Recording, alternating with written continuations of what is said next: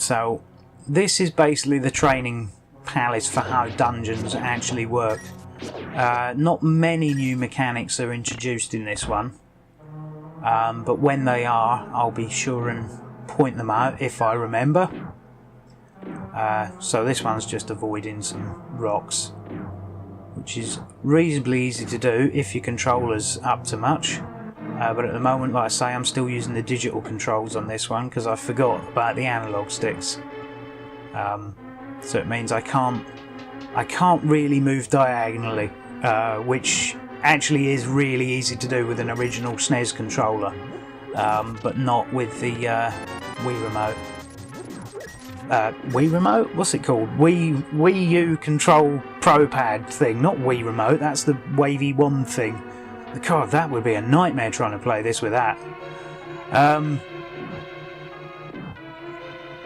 So yeah, basically I'm just going to show you the route through the dungeon that I normally take, as far as I can remember, because like I say, this is the first time I've played this game in probably a few years, and it was difficult to remember everything that I was supposed to do, but I would say this is all from memory, so it's no guides were harmed during the making of this walkthrough. The only thing that was harmed was my sanity slightly. So yeah, I think we want to go through the top door here. And these little floating skull things are very useful to us late game, but for the moment they're an absolute nuisance because we don't have an item that we need to make them useful. And again, when I can do... Oh, there's the map, look. We need that. When I can point out what we're meant to do with them floating skull things, I certainly will.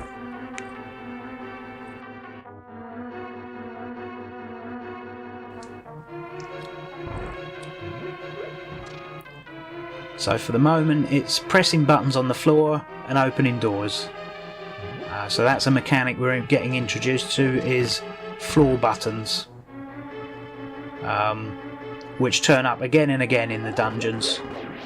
There'll be a button on the floor. Some of them are obvious, some of them are disguised as like raised tiles, and then some raised tiles won't actually be buttons, they will be decorations. So but it's quite easy with these 16-bit games to thumb your way through, because there's not an awful lot of periphery they can put in these games that isn't something to do with the actual game. You know, it's a memory space thing, I suppose. The easiest way to deal with these skeletons is to throw pots at them. But they do like to change direction, but normally they will turn their head in the direction they're about to change to, so if you keep your eyes peeled you can work out what they're going to do.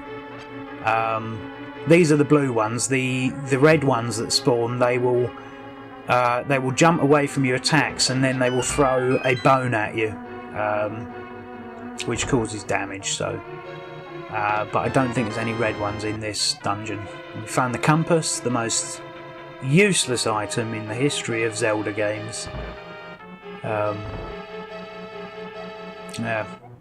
So we can use the treasure to defeat armoured foes. Although we can't at the moment because we don't have it. Right. And we're going to equip our bug catching net, and we're going to jump down into these little pots, because that takes us to a fairy lake. Or not a lake, I suppose, just a fairy room in this case. Oh, we missed one. And we can keep the fairies in a bottle. That way, if we lose all our hearts... what went wrong there? If we lose all our hearts, we don't get a game over.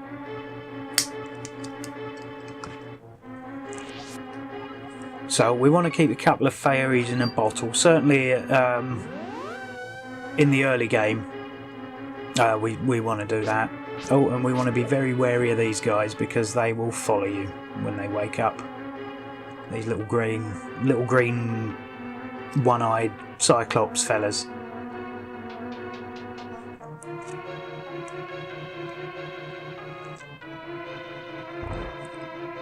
So yeah, switch on the floor opens the doors.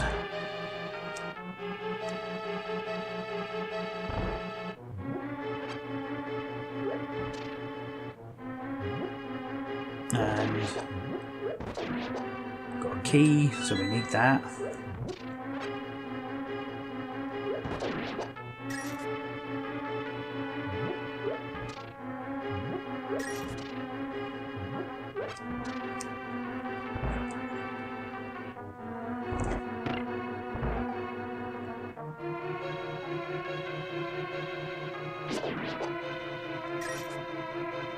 Use the key to open the door, very simple.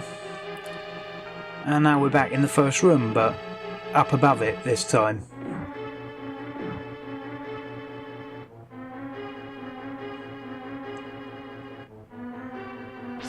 So we need to kill all...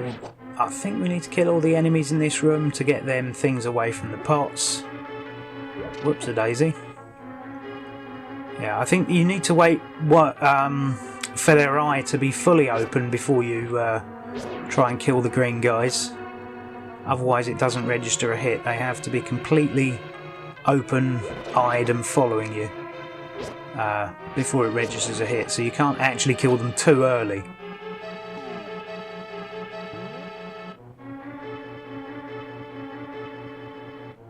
Yeah, we need to kill all the enemies to make them guys fly off. So that we can get to that pot. And this is an obvious switch. And then we've got the big key. So every dungeon basically has a map, a compass and a big key. The map and the big key probably being the two most important, and the compass just tells you where the boss is. But most dungeons are structured in such a way that, you know, they lead to the boss. I mean, otherwise what's the point in having a dungeon? You know, it's like, it'd be like, you know, having a compass that points to the end of the level on Sonic. I mean, there's a boss. We know where he is. He's at the end of the level. We just got to get there. And it's the same with this. Yeah. So the compass is a pretty useless item, to be fair. I think there's only really one dungeon in this whole game where the compass is useful. But even then, if you already sort of know what you're doing, it's not that useful because the boss is only there under certain circumstances. But anyway, I'm rambling and I'm talking about things in the future. No, avoid fighting these guys because they take so many hits to kill. It's not worth it. Just run away and run through the door. But we've got the bow, you see, so we can use the arrows that we worked so hard to get in the village. You know, blew up walls to get 10 of them and things. And they kill them green-eyed guys in one hit. Same as the pots do, really, but sometimes there's not pots in a room. Although there usually is in Zelda. Pots in most rooms.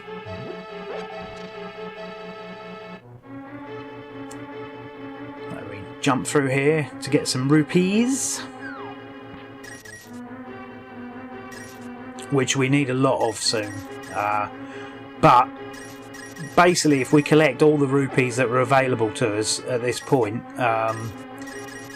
we should have no trouble gaining what we need. In fact, we need 500 at the end of the next dungeon. Not even this one, at the end of the next dungeon. We're already on 445, so we're only 55 rupees away from what we need.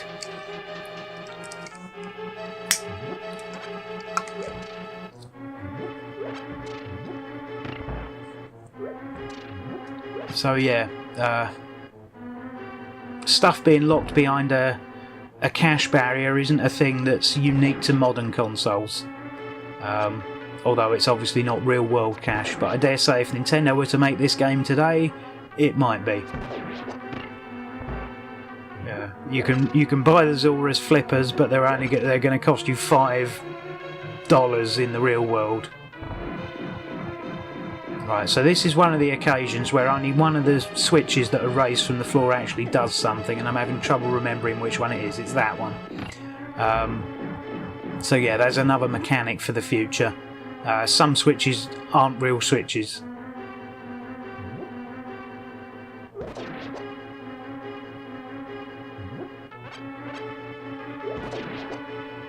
And these guys you have to wake up, and they can only be killed by arrows, and they need 2 of them. So that's what we have to do.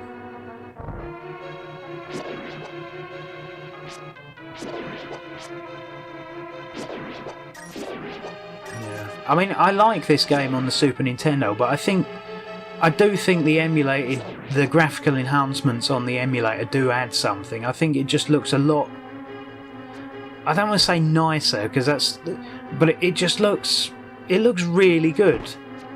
Well, I think so anyway. I think it does add something. I know a lot of people are down on emulators, but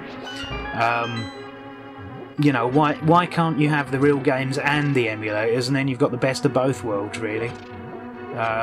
You can make stuff look this good. There is no way you could make the game look this good on original hardware. Sorry, it's just not possible. It can't do it. The real hardware can't do it. It's not powerful enough. Now what you should do is what I started doing there by firing arrows. 3 arrows will kill these guys, whereas it takes, I think, 8 sword swipes each to kill them. So I'm going to soften them up with a few sword swipes, and then I'm going to get bored and start firing arrows, I think. But I'm not a particularly good aim with the bow as well, which you'll spot in a minute. I'm not a fantastic shot with the bow, especially with the controller that I'm using. It doesn't help me out in any way.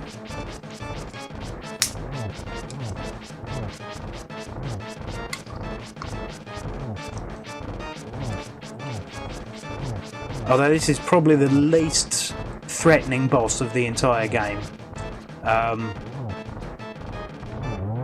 Yeah, this is probably the easiest boss in the entire game, because it's,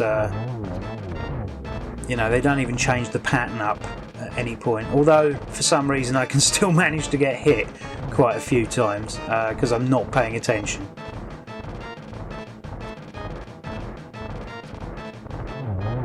Yeah, and I am a rubbish shot.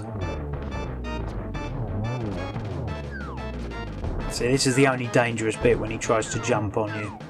But even then it's pretty easy because he's pretty slow. So we've got the first pendant. This is the pendant of courage, I believe.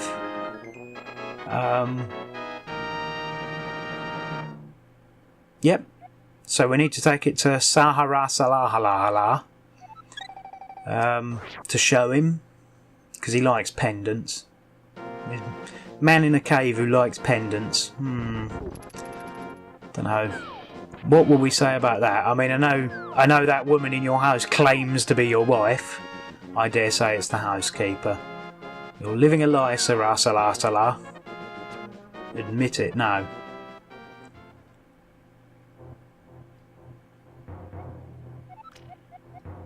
So, there we are.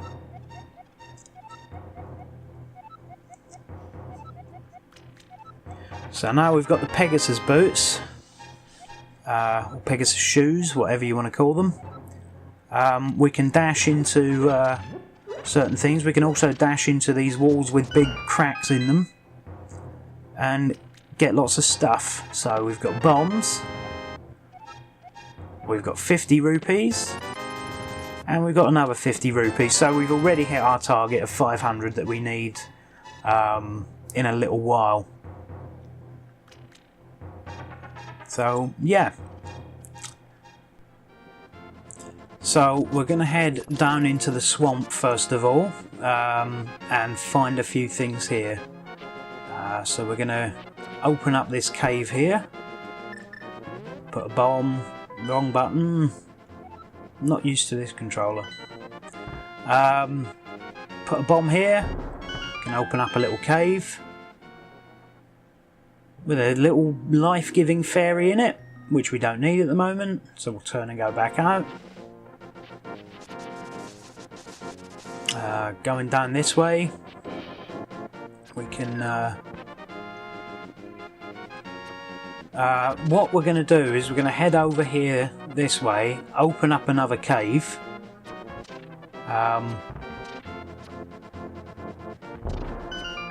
and we've got some caterpillar fellas living in here. Now, you might think on the face of it that you need a long range weapon to get to these other ones, but you don't. If you go, well, not at the top, if you go near enough the bottom of the cave, you can just walk straight across. So, you know, from time to time you'll see people that claim you need hook shots and boomerangs and things, or bombs to get these guys, but you can actually just go to the bottom of the cave and walk across the gap.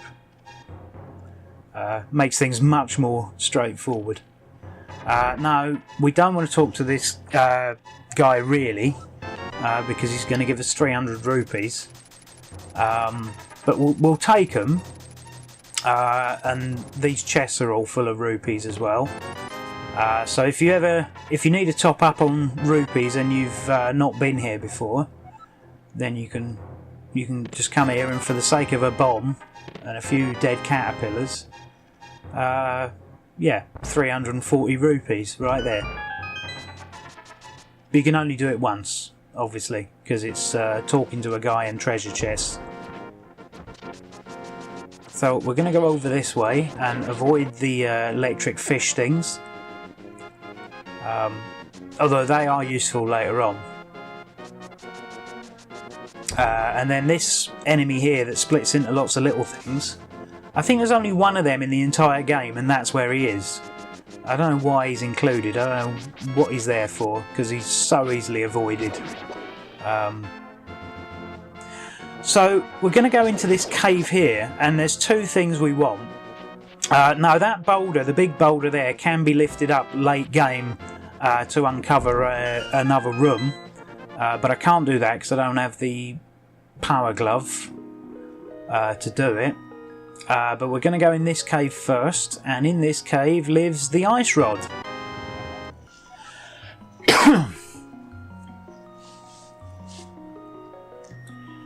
But there is also another thing we can do if we go to the cave next door. In fact, there's two things. Once we use a bomb to blow it open. The first thing is there's lots of fairies swimming around, which we can either collect or we can keep in a net for later. And then if we use the Pegasus boots to ram into this statue, this here is a bee. And it's called a good bee. Although he's attacking me at the moment, that's what he's called, he's a good bee. And what you can do with a good bee is you can trap him in a bottle like you do with the fairies and let him loose in a room full of enemies and he will attack them. And as far as I know, this is the only place in the game where you can get a good bee, is in that cave. So that's something to think about. It doesn't work particularly well on boss battles though. He seems to go for the... especially when the weak point of a boss isn't the head, because he tends to go for the head, and if that's not the weak spot, it's not going to do you any good. Right, so that's the good bee, which is a secret not a lot of people seem to know about. So what we're going to do next is we're going to go back to the village because there's something we forgot to pick up, or I forgot to pick up rather, which is the Book of Mudora. So we've got to go back to the south part of the village, the way we came out last time, so which doesn't take long from this point. We just walk up here and we're pretty much where we need to be.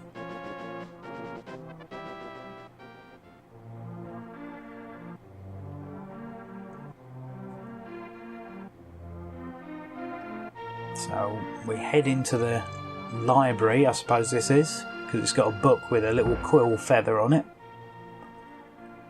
And we need to smash into the bookcase from the other side. and that releases the Book of Mudora. So with it we can read the ancient language of the Hylia, which is always useful. Book of Mudora is one of the more,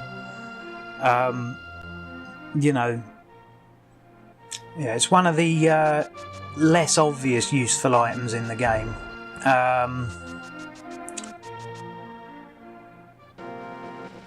Because, I mean, it's only a book, and at this point in the game it looks like it's a bit of a one-trick pony, but it's actually a really useful item.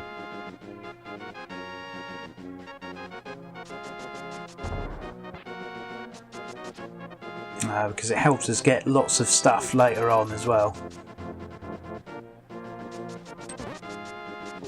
In fact, thinking about it, it's probably more of a 3-trick pony than a 1-trick pony, but there you go. It is more useful than some of the items.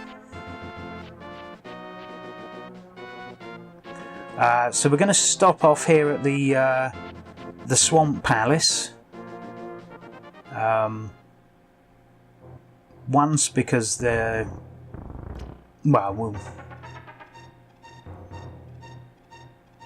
want to let the water out, which drains the little swamp lake that's around the palace.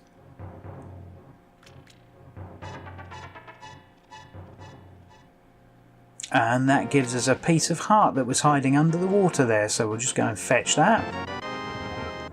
6 hearts! 6! There's loads!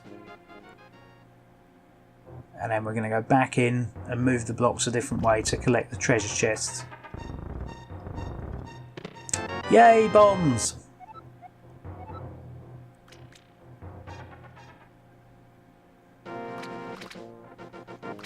So, what happened there? Oh, hit the rabbit, that's why. There's a rabbit pops out of the grass, and if you get him, he'll give you a heart. Which just happened accidentally there. So, pay no attention to him. He don't say much anyway. I like him already.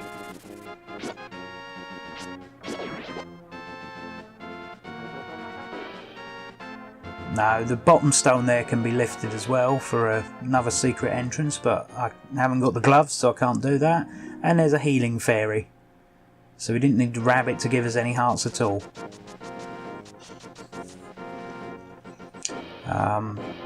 So first off, there's a little cave we want to head to, and avoid the cactuses because they're quite spiky.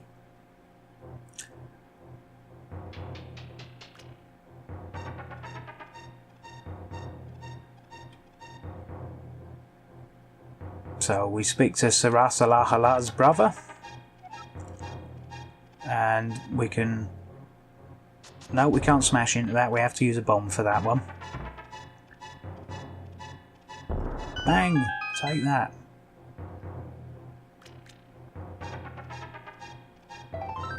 And another piece of heart. We're just collecting them all today, aren't we?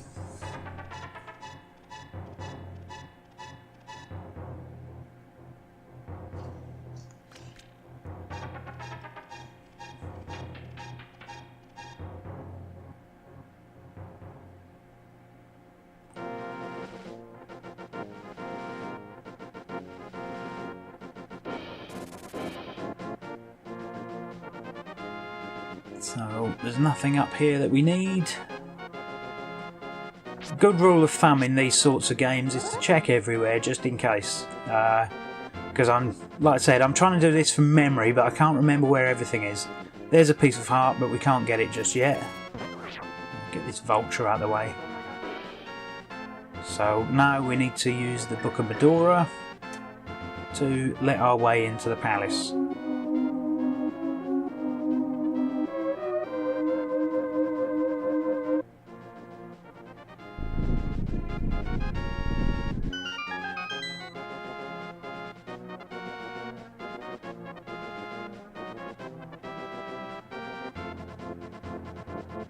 So, yeah. So this one's pretty straightforward, apart from the fact things jump out of the ground. They're digging in and out of the ground constantly, and you've got these sort of laser firing statues that if they see you will fire a big laser at you. The only real way to avoid it is to either be very, very quick or to basically be out of their field of vision, i.e. either too far away or hiding behind a wall or something, in which case they won't see you. Walls and statues are pretty good to hide behind. So there's nothing in that room that we need. That one's needs a key, so obviously there's something in there that we need. But we have to kill stuff, and this one's a mistake because we have to kill everything to even get out of this room alive. And these snake things fire fireballs, which makes them a double pain in the arse because they're not that easy to kill. They will drag you in, they will trap you there, and they will fire fireballs at you.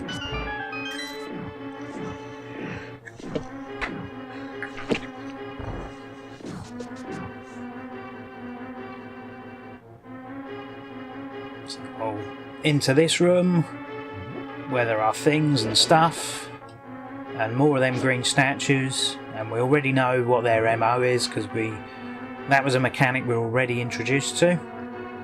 Oh, and yep, again went to hit him too early. You have to wait till his eyes completely open and he's following you, otherwise it doesn't register as a hit.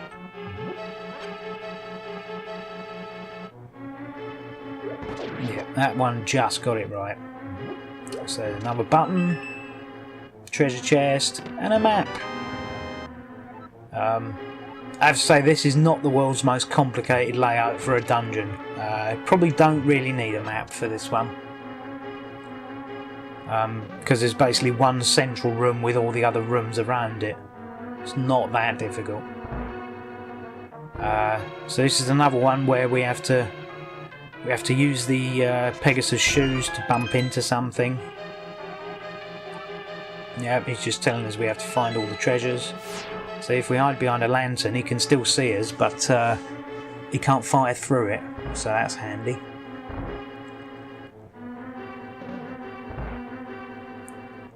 So this room is find the switch.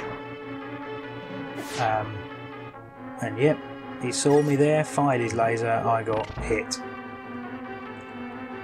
Found the switch, and there's a treasure chest, but we can't go near the treasure chest at the moment because we don't have the big key. But we can collect some items if we're quick enough. Like that. These things are generally okay when there's one of them to a room. But when there's two or sometimes three or four, they can be a real pain in the arse really quickly. Right, so now that we've got a key and we know where the big treasure chest is, we have to go back to that door that we needed a key for. Luckily the Pegasus boots make short work of most of these rooms.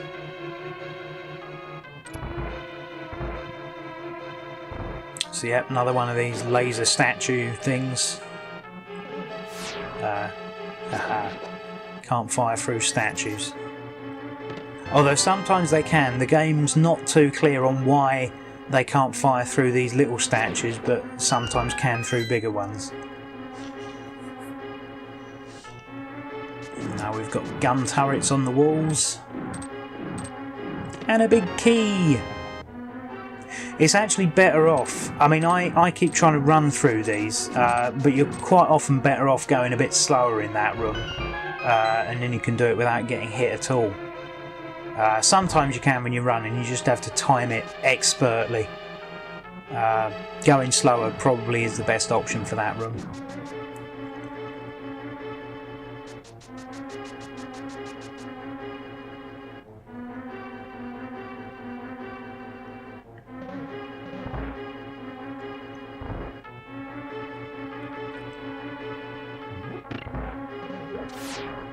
So, yeah, now we know where the switch is and where the treasure chest is, we can open it and get the power glove.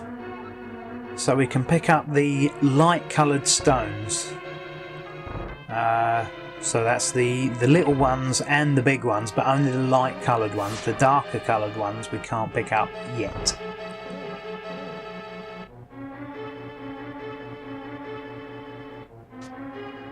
So we don't need to bother fighting most of the things in this dungeon. We can just... Ah, no, here's another trick. Oh dear. One of these is a switch, and I can't remember which one. It's that one.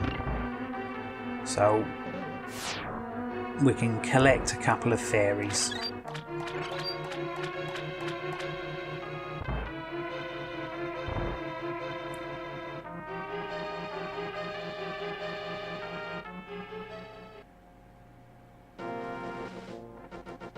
So if we go down to the bottom here quickly, we can collect another piece of heart and hit a vulture.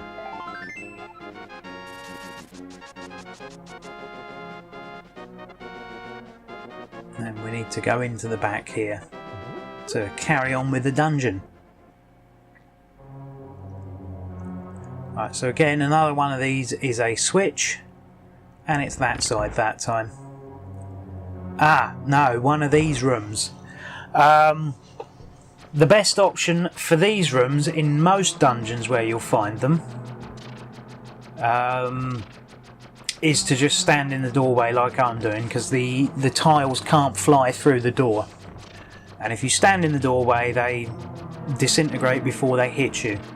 I think there are 3 dungeons with these kinds of rooms in them where you can't do that. But I will explain how they are done when we get to them.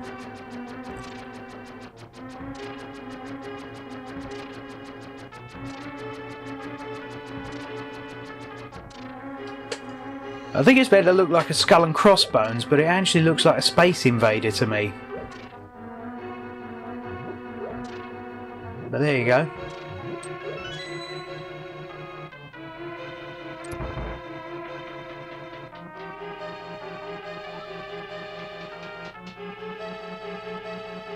Yeah, and if you needed any more proof that I'm playing this on an emulator, you can see the activate. If you're keen-eyed, you can see the activate Windows screen in the bottom right-hand corner of your screen there. I know. See, this room is a pain because there's loads of these laser statue fellas, and you're normally okay if you're off screen, but these two are particularly difficult, and we need to find the key. And it turns out the enemies aren't carrying the key, it's in one of the pots, and it would have to be the last one we looked in, wouldn't it? So yeah, you could probably... Ah, here's another one with the flying tiles. So just be wary. When you see that sort of pattern on the floor, give it a second and see if tiles are going to start flying towards you. You'll notice the tiles look slightly different in this room from what they do in the normal rooms. You have to have a keen eye for these things.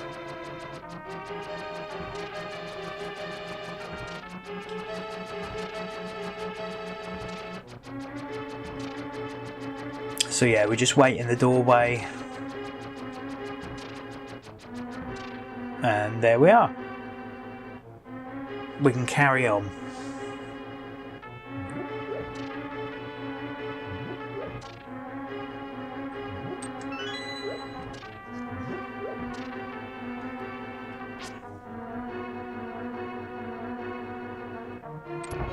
So let's head through to... Oh no, it's not quite the boss room yet. Right. So we need to switch to our arrows. So I'll do that now. And again, 2 hits this guy. And he's dead. And now we need to light the 4 torches to open the way ahead up.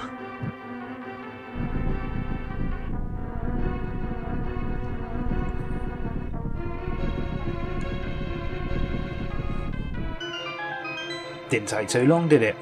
Right, what do we switch to? Don't know, boomerang will do. So now we're in the boss fight, and these worms, they're relatively straightforward. Although when they pop out of the ground, those rocks can hurt you. But if you stand at a right angle to them, you're normally okay. Apart from when there's only one left and it fires out in 8 directions, which can be a bit of a pain. But then when there's only one left, you're only looking at one enemy, so it's quite easy to do if you know what you're doing.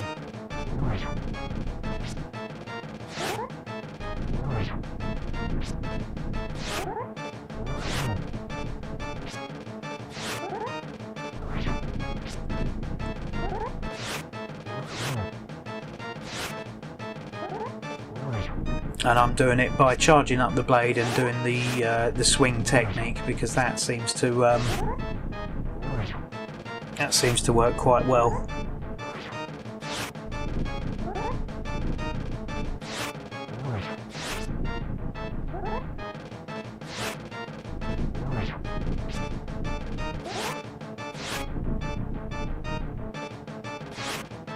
Unless you miss, obviously, in which case it's not working that well. There you go, just hit them with the sword. That usually works just as good.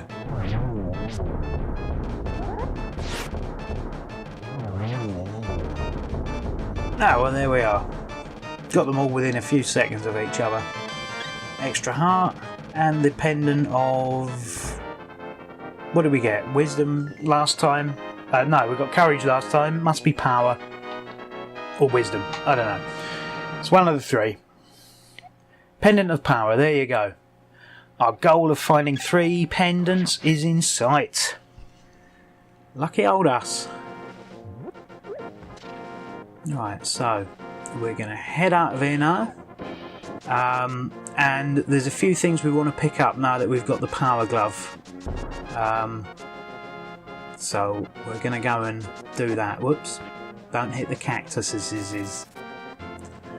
So there's actually quite a lot we want to do before we go to the next dungeon.